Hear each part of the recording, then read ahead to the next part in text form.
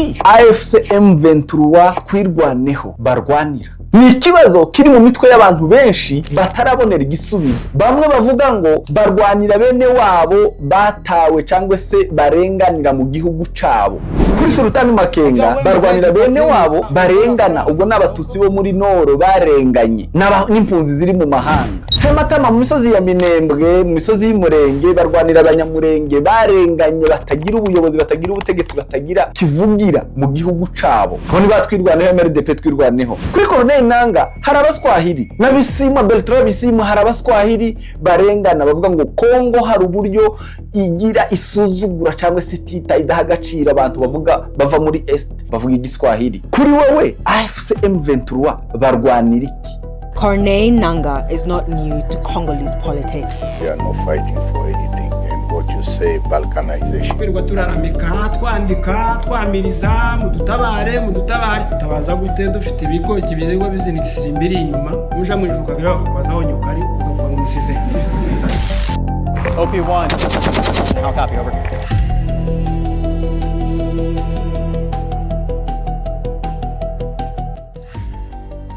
Kubandi bati bashaka balkanization, abandi bati bashaka federalisme, abandi bati bashaka autonomy, abandi dushaka regime change, gukuraho ubutegetsi butatowe n'abaturage. Nkuko Corneille Nangaa abivuga, tugomba gukuraho ubutegetsi butatowe n'abaturage, illegitimate president like Felix Tshisekedi Chilombo. Ariko kandi iriya ni failed state, niko Nangaa byita ngo ni the failed state. Ikeneye new government order, ikeneye ordresha ya guverinoma ya governance. Ubu ngubu AFC M23 yatangiye gushiraho inzego n'ibindi tuzabigarukaho muri episode ikurikira. Yatangiye gushiraho inzego za governance, itangira gushiraho umutekano w'abaturage, itangira gushiraho uburyo bwo kugira ngo bacungire abaturage ibintu byabo n'umutekano wabo. AFC M23 barwanira iki?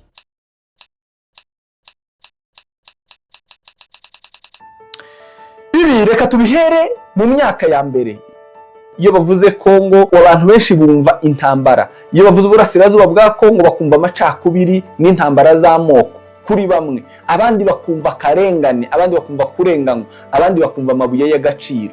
Kuvuga Kongo biterwa n'inyito n'uri kuyivuga n'ico yumva. Kuba Tutsi bumva kurengana mu gihugu cabo, kuba Kongomani bandi bumva yuko abatutsi ari abanyamahanga baje mu gihugu cabo, ku banyamahanga bandi bumva amabuye y'agaciro bakeneye muri Kongo. Biterwa rero n'uruhande uvuga arimo, ariko bifite inyito buri wese abyumvamo. Iyi ntambara yahereye mu myaka ya kera, abaperezida barahinduka kuva kuri Joseph Désiré Mobutu, benshi bakunze kwita cyangwa se wamenyekanye yiyita nka Mobutu Sese Seko Ngwendo wa Zabanga. Uwo nguwo niwe watangije isa naho intambara z'amacakubiri zahereyeho muri Kongo zirakomeza kugera kuri Kabila wamukuyeho mu myaka y'1997. Hakurikira umuhungu wiwe Joseph Kabila Kabange uri kumwe n'umutwe wa AFC M23 ubu nyine wayoboye igihugu imyaka 18. Haza Felix Chilombo Tshisekedi. Inzego cyangwa se abaperezida barahinduka, ariko ikibazo gikomeza kuba kimwe muri Kongo. Ivyo byose ururwango izi ntambara zakomeje zigenda zihindura amazina, ariko ikibazo c'abakongomani gikomeza kuba cakindi. Muri Kongo rero guhera mu myaka y'1994 ubwo genocide yabaga mu Rwanda, hambutse ibihumbi n'ibihumbi by'abarwanyaga cyangwa se abakoze genocide, abarwanyaga FPR Inkotanyi, abisha abatutsi bakora genocide y'abatutsi mu Rwanda, bambukana urwo rwango, bambukana ubwo bugizi bwa nabi, iryo yicarubozo muri Kongo. Basanga ibyo abaturage b'Abanyekongo bari basanganwe mu mitima yabo byo kuba hari ibyo batumvikanaho, z'uko batumva kimwe ibintu, noneho babateramo bya bindi. Izo ni interahamwe bikomeza gushusha umuriro, kwatsa umuriro mu buryo bumwe cyangwa ubundi hehe muri Kongo. Iyi ntambara yo muri Kongo rero imaze imyaka ikabakaba 30, igenda bisimburanwa zitwa andi mazina. Havuka imitwe y'inyeshamba igahindagurika, hakaza iyindi, ariko cause igakomeza kuba the same. Noneho tugaruke kuri iki kintu rero, twibaza ngo AFC M23 iri gushaka iki mu vyirwanira, mu vyo itatubwira ariko bishobora kuba cyangwa se bishobora kugaragara. Twinjire muri iyi narrative uyu munsi, nagira ngo twinjire muri iyi narrative abantu benshi bavuga yuko ku Banyekongo ati AFC M23 ishaka balkanization, abandi bashaka igihugu ku batutsi imvugo kuri mutandao hirya no hino ku ma WhatsApp group n'ahandi nuko igihugu kigiye kuboneka. Igihugu kigiye kuboneka, ico gihugu ni ikihe? Ico gihugu kivugwa kigiye kuboneka ni ikihe? Kongo irahari ni igihugu, ariko igihugu kigiye kuboneka ni ikihe? Kigiye kuboneka mu buhe buryo? Reka turebe mu nzira nka zine zishoboka mu ntambara yo guhindura ibintu muri Kongo, cyangwa zitanu. Uburyo butanu bushoboka bwose bushobora kuba agenda nini cyangwa se ya hafi, ariko byose bishoboka muri Kongo. Dore kuri autonomy. Autonomy ni iki? Autonomy ni ubwigenge bw'agace runaka, kagahabwa special status, kagahabwa kwigenga, kakagira systeme yako y'imikorere, kakagira ibintu byako byose, guverinema yako ikaba ari yako yigenga ako gace cyangwa se province cyangwa se state runaka. Yamara igahabwa special treatment yo mu buryo budasanzwe ibindi bice bibayemo byo muri ico gihugu. Aho ngaho ni guverinema zibiri ziba mu gihugu kimwe, zifite systeme zitandukanye ariko zikagira guverinema yo hejuru imwe. Aha ngaha rero ndashaka kubaha nk'ingero nko mu gace nko muri Espagne, kubareba umupira w'amaguru bamenyereye kureba, bakunda ekipe ya Barcelona. Buriya Barcelona yitiriwe umujyi wo muri Barcelone witwa Barcelona nyine. Ni Barcelone yitiriwe umujyi wa Barcelone, ariyo kapitale ya Catalonia. Catalonia rero ni intara yo muri Espagne yigenga. Ushobora kubahaho ingero, irigenga, yikukiye, igira guverinema yayo, igira parlema yayo, igira kila kitu, ariko ikagira foreign affairs ziba ziri mu gihugu kimwe, zirebwa n'igihugu. Mu Bushinwa nabo barigenga, Hong Kong igira parlement, ndetse bo bakarenzaho bakagira na currency yabo n'amafaranga yabo. Izo ni ingero zo kuba autonomy cyangwa se autonomous state.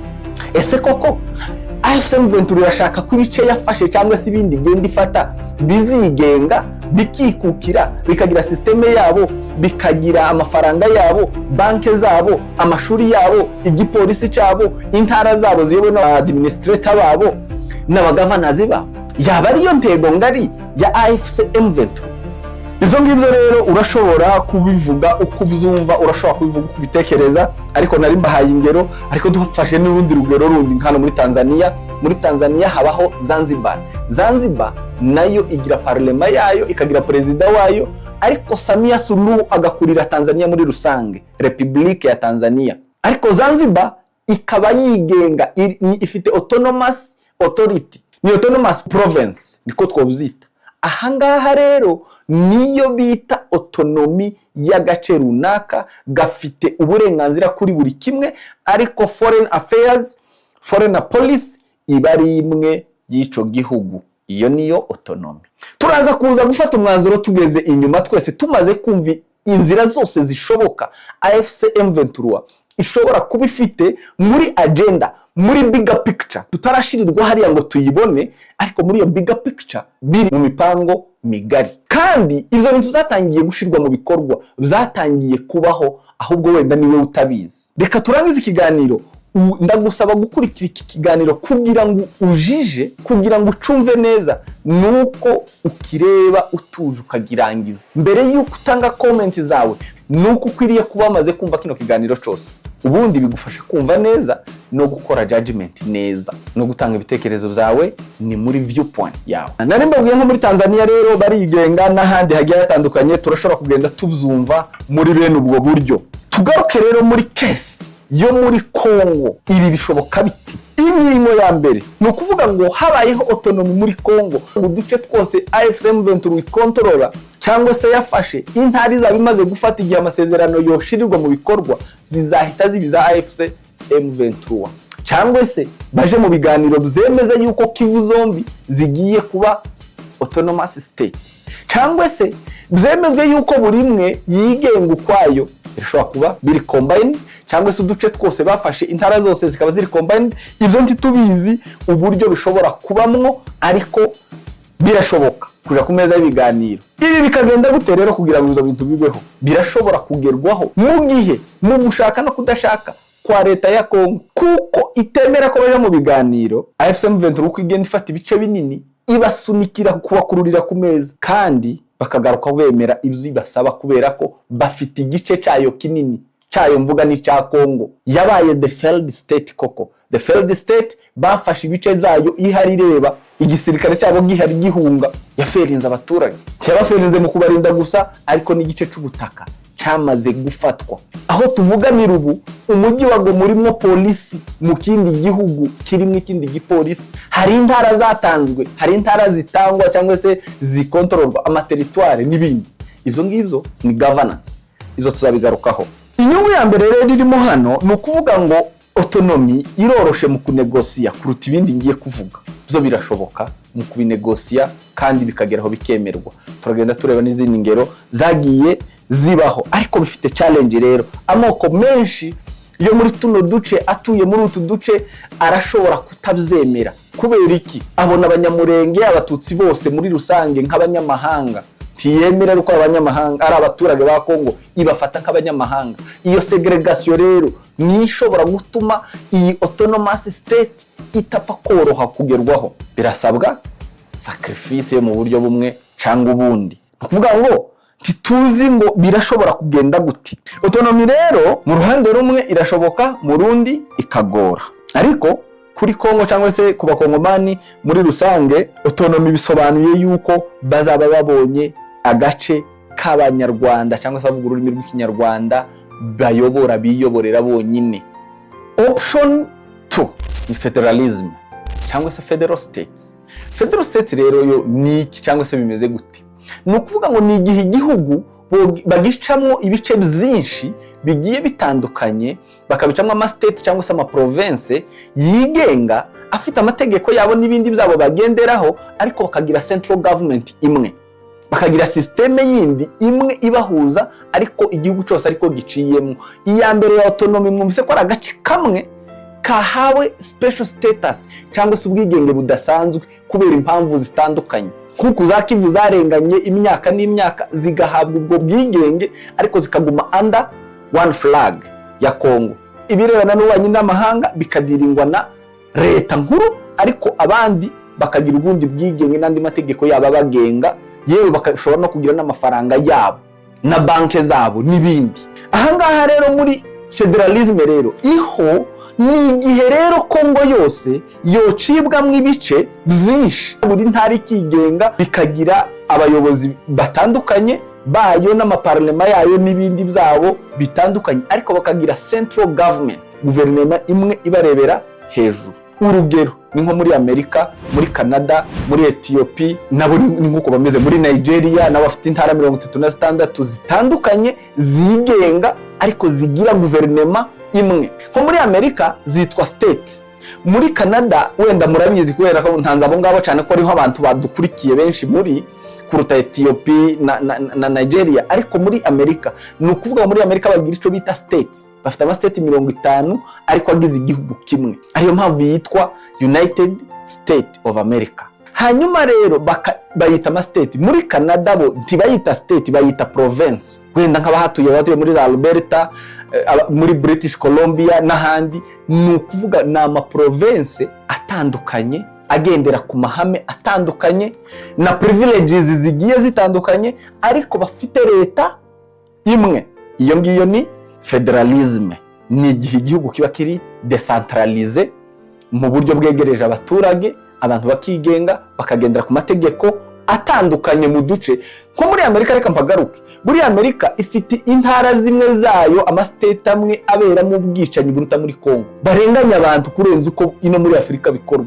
bakagira handi itegeko ari nk'iry'ibwami kubera iki nyine barigenga niyo mpamvu wenda batari mubizi niyo mpamvu bigendako Amerika rero iyo mwumva bamwe ngo barasanye ngo bicanye ngo byagenze gute ngo umuntu bamurashe yo no muri Canada hari abantu bacu bapfiriyeyo turabizi ngo bamurashe ari kwizamu hari arayizamu yarashwe nandi mu gihugu c'amategeko so izi ntara nko muri Canada intara za 10 zitandukanyije amategeko ntabwo bagendera ku mategeko amwe ariko bakaza kugira amategeko rusange y'igihugu bagenderaho bose iyo ngiyo niyo federalism muri Kongo rero muri ikesi yuko ijambo muri mu kuvuga benshi rigenda rihwihwiswa rivugwa mu buryo butandukanye federalism iramutse iciwemwo mbese muri Kongo ntabwo yoba bagiye gucamwo Kongo muri Est cyangwa ahantu M23 yafashe gusa Ico gihe bisaba ko Kongo yose bayikatagura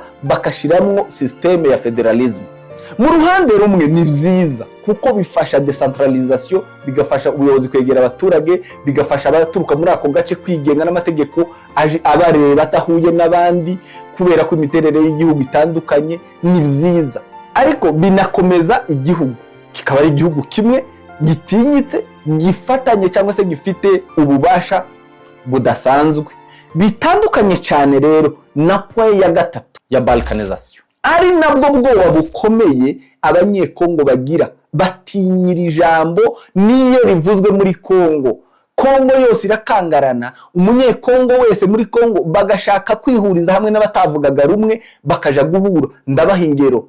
Ejo bundi Martin Fayulu yagiye guhura hamagaza national dialogue, aravuga ati hakwiriye kuba national dialogue. Mr. Felix Tshisekedi dukwiye kugira national dialogue. Mbibutse yuko Martin Fayulu ari umwe mu bantu banga abatutsi urunuka, abanga cyane. Yigeze kuvuga muri parlement ngo mu gihe cya Mobutu nta mututsi wabaga mu gisirikare. Ariko sinza numva ubu nyine ukuntu bimeze, aho usanga abagenerale mirongo bari mu gisirikare cya Kongo. How zumvikana gute?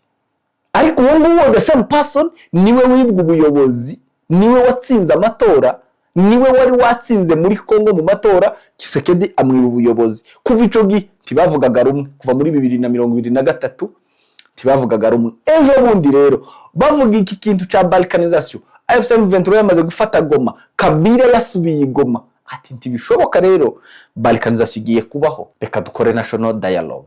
Balkanization rero benshi mwumva mutazi niki, abenshi tuzumva gutyo. Balkanization yabaye intero mu banyekongo ko AFC M23 abanyarwanda bateye igihugu bagiye gukora ku balkaniza igihugu. Baba bashaka kuvuga iki? Ndi gusobanurira wowe utabizi. Balkanization rero, ariko reka mbaze nsobanurire kuri kano ka federalism bukeya, ariko karashoboka, ariko gasaba igihe kinini cyo kubiplaninga, kuzexacta kuruta uko autonomy yobaho cyangwa se yotangwa. Ariko nayo autonomy ikaba igoye cyane kuko igiye guhabwa abo bita abanyamahanga, abo bita abanyarwanda. Amoko ari muri utwo duce akaba nayo kuzemera bigoye, ariko birashobora guhatwa bikemerwa. Kubera iki? Imbaraga zazitanga buri kimwe. Mpamvu AFC M23 yemera, leta ya Kongo yemera kuganira na AFC M23 ni imbaraga, timugire ngo nubushake, no kubera ko babasunikiye ku gikuta cy'ibiganiro. Mwanze kuza none turabakurura by force mu gufata utundi duce. Nidufata utundi duce biratuma leta ivuga stop, muhagarare muze tuganire. Mukeneye iki? Tubibahe. So Just choose to talk. We are open to any discussion. Balkanization rero niki? Balkanization rero yo iratandukanyeho cyane na biriya bindi bibiri. Reka mbere kuri regime change, mbanze nze kuguhindura cyangwa se kuri failed state. Failed state cyangwa se regime change n'ugenda bakamacinga bakagera ikinshasa, nuko bagomba kugenda bakagera ikinshasa. Bamara kugera ikinshasa bagakuraho ubutegetsi bakabuhirika, Kongo ikagomeza kuba ari yayindi, systeme zigahinduka, ariko ubutegetsi akaba ari bwo buhinduka gusa. Niyo regime change cyangwa se guhirika ubutegetsi, kubuhindura kwa. Nuko AFC M23 ifite jukumu, igomba kuba ifite target yo kumacinga bakagera ikinshasa nkuko byagenze mu 1997 bahirika ubutegetsi bwande. Subiza muri comment section. Anyway, bwa Mobutu Sese Seko ku ngwendo wa Zabanga wari warigize ikinana yo buri myaka 32 bamukuraho bashiraho Kabila. Iriya ni regime change. Icyo gihe Kongo iguma ari yayindi, system ikaguma ari yayindi, hagahinduka ubuyobozi. Ese yo iroroshe kugira ngo AFC M23 iyigereho? Muraza kumbwira muri comment section ni dusoza icoroshe kugeraho muri ibyo bintu byose. Ahangaha reka nongeremo akandi. Leta ya Kongo ushobora kwemera kuja mu biganiro noneho bakavanga ingabo, bakavanga ibzama, ibyo AFC M23 basaba bikemerwa. Ubwo harimo na territoire ya Minembwe yatangajwe ejo bundi, nayo ihita yemerwa muri leta. ubu nyine iremewe muri AFC M23 bamaze gutora abadministrateur bayo, hasigaye gusa kuyipushinga mu mishikirano, mu ma agenda bakora cyangwa se declaration bakora, ibintu byose bakora, iyo territoire ikemerwa. Mbibutse yuko territoire ya Minembwe yatanzwe hambere mu gihe cya RCD yari ihari yitwaga zone, ariko ubu ngubu ikaba yaratanzwe na AFC M23 kugira ngo nimba mutabibona wenda tuzayigarukaho by'umwihariko yonyine, kugira ngo izanwe ku meza y'ibiganiro. Hanze gutangwa commune, ariko AFC yo yatanze iki? Territoire. Hasigaye gusa kuyishira mu biganiro mu gihe cyo kumvikana kwa AFC M23 na ibiganiro bije Doha n'ahandi bizobera tutazi. Iyi territoire mu gitange ya Minembwe bizaba ari amahirwe ku banyamurenge, tuzayigarukaho by'umwihariko y'ubwayo. Ariko reka tubanze tugaruke kuri iki ngiki nari nshatse kuvuga yuko naco gishoboka cyo kumvikana bakayemera ibyo basaba, kandi mu byo bagomba gusaba izo territoire zirimo leta ibigomba kuzitanga. Nitazitanga iriya nzira imwe muri izi ngizi tuye tuvuga izapushingwa paka igezweho.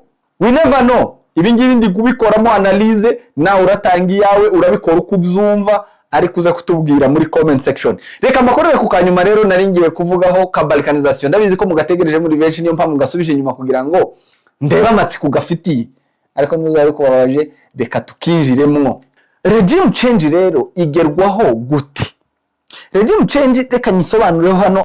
Kuri AFC bavuga yuko AFC M23 ntishaka autonomy gusa, ahubwo bashaka guhindura ubutegetsi bwa Kinshasa. Aho ngaho nababyitako tugiye bahindura ubutegetsi bya burundu.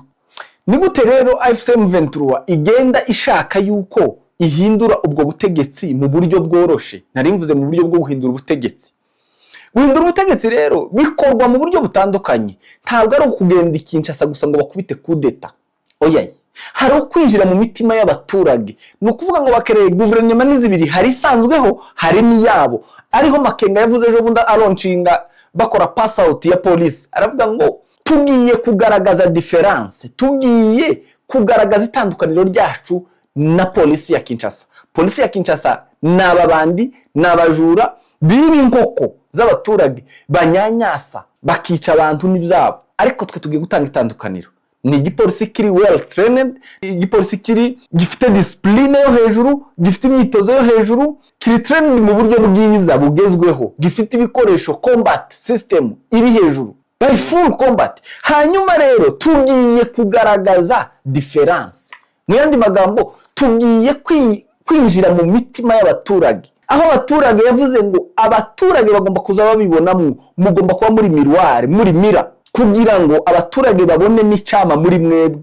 Rero muri ubwo buryo rero ni uburyo bwo gupushinga, gucenjinga system, bagakura ubutegetsi mu baturage bwari busanzweho, bakaza ati nitwebwe mwari mukeneye, nitwe mwari mutegereje. Niyo system AFC M23 ifite cyangwa se iri gukora. Baturage beza nitwebwe mwari mutegereje, kandi abaturage kuko naje gukora comparaison avuge ngo koko aba nibo tera yamaze guhindura ubutegetsi. So reka twigendere kuri point ya nyuma cyangwa se iyi ngi ya balkanization. Balkanization rero ni ikintu abanyekongo batinya kumva. Caje gute? Balkanization ubundi ni ijambo riva muri Balka, mu burasirazuba bw'amajepfo ya Europe, mu duce twa Balka, aho igihugu cyahoze ari Yugoslavia cacitsemo ibice, havuyemo Croatia, Bosnia, Kosovo, Serbia na Slovenia. Ibi ni ibihugu byinshi n'ibindi byavuye mu cyahoze ari Yugoslavia. Yugoslavia rero cyari igihugu kimwe kiba balkanize, gicagagurikamo. Balkanization ni ugucagaguramo igihugu mu duce dutandukanye tukigenga. Nimba ari za state 50 za Amerika ibaye balkanize, icagagurikamo duce, buri gace kakigenga kakaba igihugu kwacu kikagira independence. Yugoslavia rero, Yugoslavia niyo yazanye iri jambo rya balkanization, kuko nibo bari barabaye balkanize, nibo bacitsemwo ibyo bihugu byo muri Balka, nibyo byacitsemo bihita balkanize. Iyo terimi bihita yemerwa ati abanyarwanda bateye Kongo, abanzi b'igihugu bla baje gucamwo igihugu, kubera ko AFC M23 iciyemwo muri Nord na Sud bikigenga. Katanga ihita isaba ubwigenge, ubwo za Kasai zihita zisaba ubwigenge, n'abandi bapushinga iyo agenda kugira ngo nabo bigenge. Katanga yatangiye gushaka kwigenga muri 60, ico bise ngo Katanga secession. Katanga secession rero yatangiye ico gihe yabamo izicombe. So iki ngiki ntabwo balkanization yoba ngo hacikemwe muri Noro na Side gusa na Ituri na za Chopo n'ahandi ngizo ahandi hasigare buri kamwe gahita kaje kwako. Byanze bikunze Kongo yocikamwe ibihugu birenze 5 cyangwa 6 cyangwa birenze tutazi. Mu gucikamwo rero bikaba ari bibi cyane kuruta biriya bindi byose twavugaga, kuko gucikamwo ni ugutakaza imbaraga.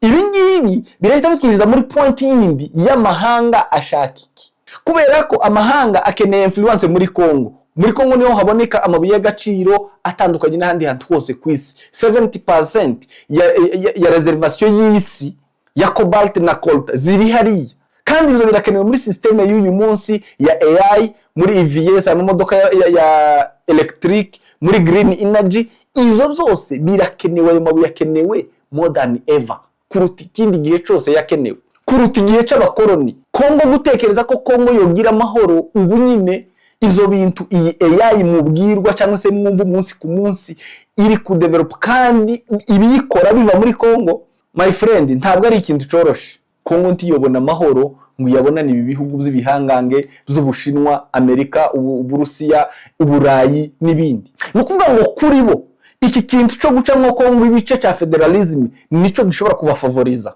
cyangwa autonomy, kubera ko gifasha muko uduce twose kwigenga, buri duce tukattractinga aba investors batwo, buri gace kagashobora gukora deal n'ibihugu by'amahanga, kakazana abashoramari bavuye mu bihugu runaka ukwabo.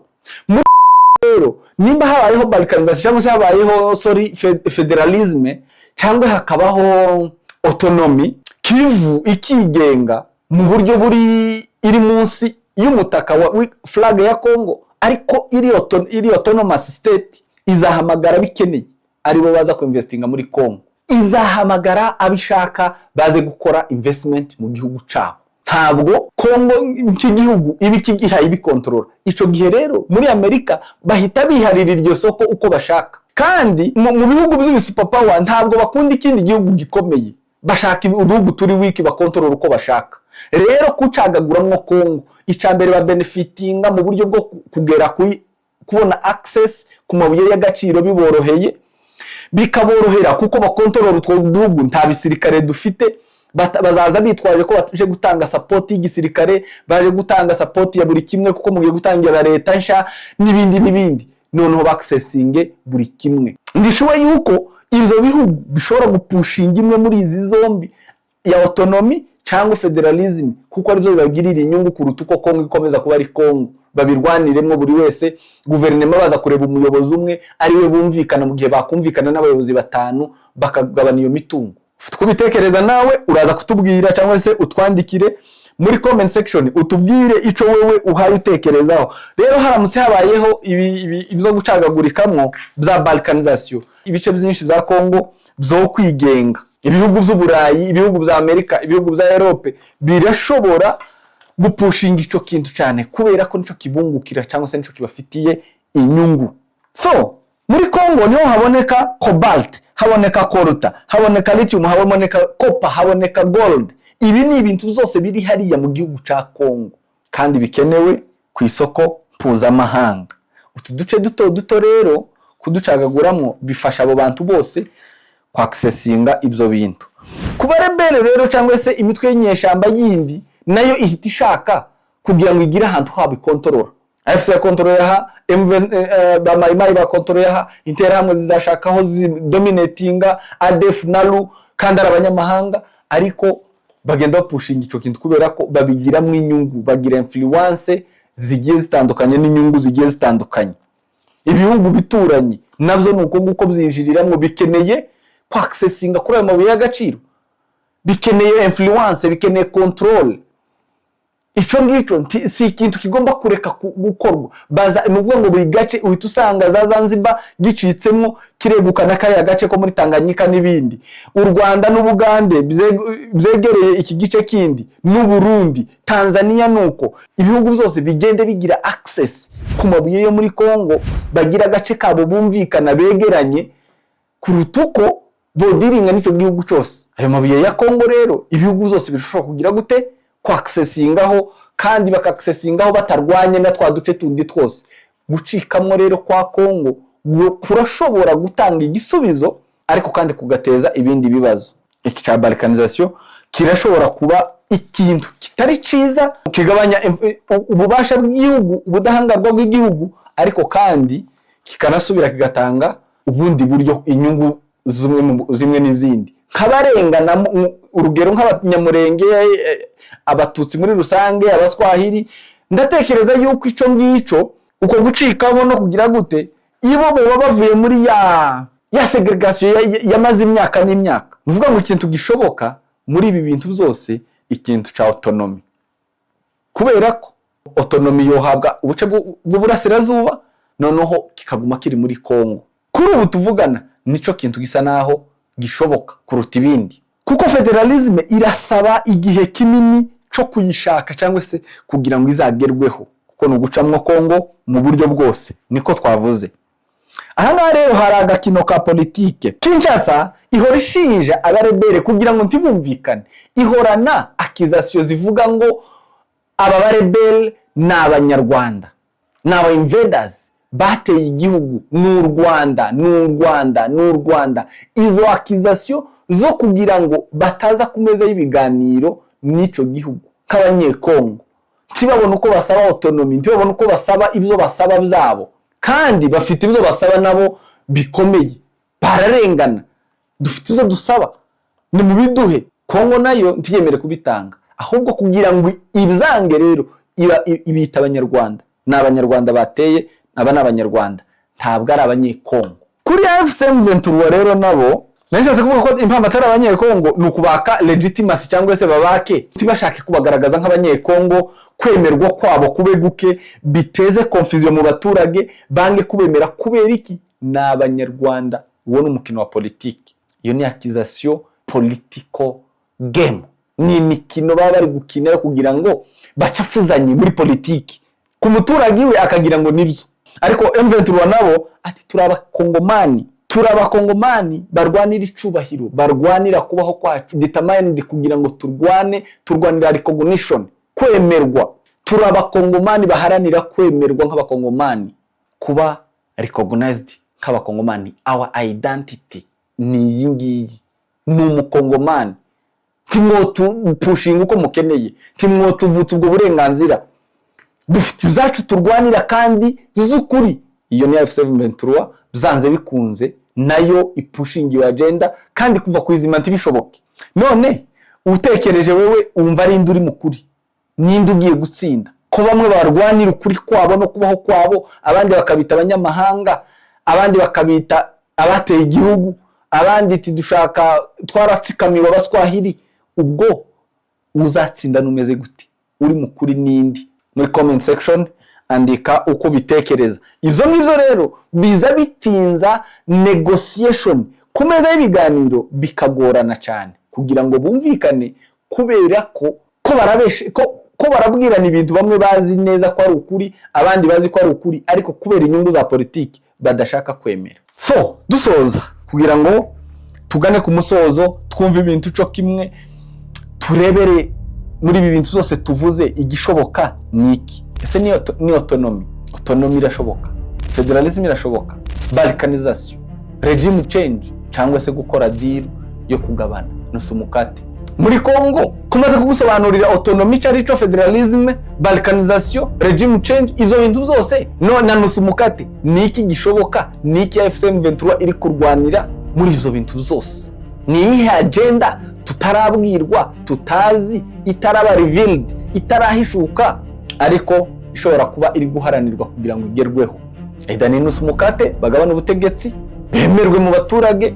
Niba vuga ngo kugabana ubutegetsi suko baje Kinshasa, oya, iyo baza kugabana ubutegetsi nuko wowe ushobora gutekereza ngo bagiye Kinshasa. No, nuko kera bahawe teritware ya Minembwe hagiye kuba ko administrator wayo wemewe na Kongo, izagira ingengo y'imari yayo, izagira ibintu byayo byose biyigenga, tiripotinga ku babembe kuri zone y'ababembe, igenda direct kuri province. Muri noro nuko n'ahandi nuko bagabanye ubutegetsi, bakoze decentralisation, kandi ico gihe bihita bigabanya kwicwa kw'abanyamurenge. Kubera iki? No kubura service zimwe na zimwe, kubera ko bari hari enclave. Izo bintu biza koroha kubera ko babonye teritware yabo, bagize ubuyobozi bwabo, babanamwo locally. Ibyo bapfaga na zone yindi, ibyo bimwaga ugasanga diplome z'abana ntizisohoka, tuwubona pasiporo, ntiwubona iki. Ico gihe biroroha.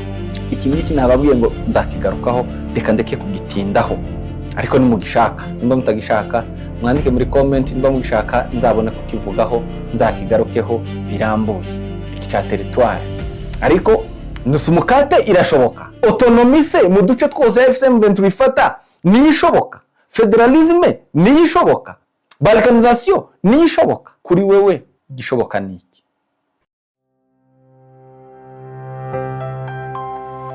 A world of stories.